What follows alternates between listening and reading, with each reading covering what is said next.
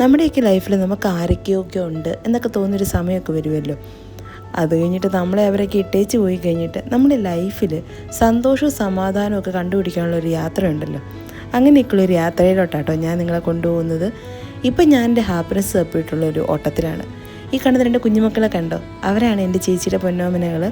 ഇവരിൽ നിന്നാണ് ഇപ്പോൾ എനിക്ക് ആ നിഷ്കളങ്കമായ സ്നേഹം കിട്ടുന്നത്. അതവരുടെ ഏജിൻ്റെ ആവാം. അവർക്ക് എല്ലാവരെയും സ്നേഹിക്കാൻ അറിയാം. അവരാരെയും നോക്കിയിട്ടോ അല്ലെങ്കിൽ ഇനി ആരൊക്കെ ലൈഫിൽ വരുമോ എന്ന് നോക്കിയിട്ടോ ഒന്നുമല്ല അവർ നമ്മെ സ്നേഹിക്കുന്നത്. പിന്നെ ഈ പ്രായത്തിൻ്റെ ആവാം.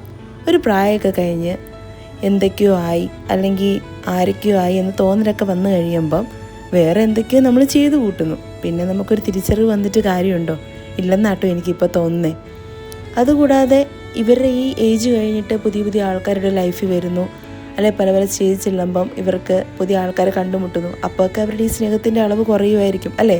ഈ തരുന്ന ഉമ്മ തന്നെ കണ്ടോ, ഇതിലുണ്ട് ഞാൻ പറഞ്ഞ നിഷ്കളങ്കമായ സ്നേഹം അല്ലെങ്കിൽ ആ കളങ്കമില്ലാത്ത സ്നേഹം. അപ്പം അങ്ങനെയുള്ളവരുടെ കൂടെയല്ലേ നമ്മൾ സമയം ചിലവഴിക്കേണ്ടത്. അപ്പോഴല്ലേ നമ്മുടെ ലൈഫ് ഭയങ്കര കളർഫുള്ളായി മാറുന്നത്.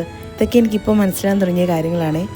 അല്ലാതെ ഇന്നത്തെ ആവശ്യത്തിന് വേണ്ടി നമ്മുടെ കൂടെ കൂടുന്നവരുടെ കൂടെയാണോ നമ്മൾ നമ്മുടെ ജീവിതം നശിപ്പിക്കേണ്ടത് അല്ലെങ്കിൽ ജീവിക്കേണ്ടത്? എന്താ നിങ്ങളുടെയൊക്കെ അഭിപ്രായം? നമുക്കറിയിക്കാത്തവരും നമ്മളെ അറിയിക്കാത്തവരും ഒക്കെ നമ്മുടെ ലൈഫിൽ വരും. എല്ലാം ദൈവത്തിൻ്റെ ഒരു പദ്ധതിയാണെന്ന് കണക്ക് കൂട്ടി അങ്ങ് ജീവിക്കുക. ചില വേദനകളെല്ലാം അങ്ങനെ തന്നെയാണ് അല്ലേ? ചില വേദനകളെല്ലാം നമ്മൾ നമ്മുടെ തന്നെ സ്നേഹം കൊടുത്ത് വാങ്ങിയതാണെന്നുള്ള ബോധം കെട്ടിക്കഴിയുമ്പോൾ എല്ലാം ശരിയാകും. അതൊക്കെയല്ലേ ലൈഫ്.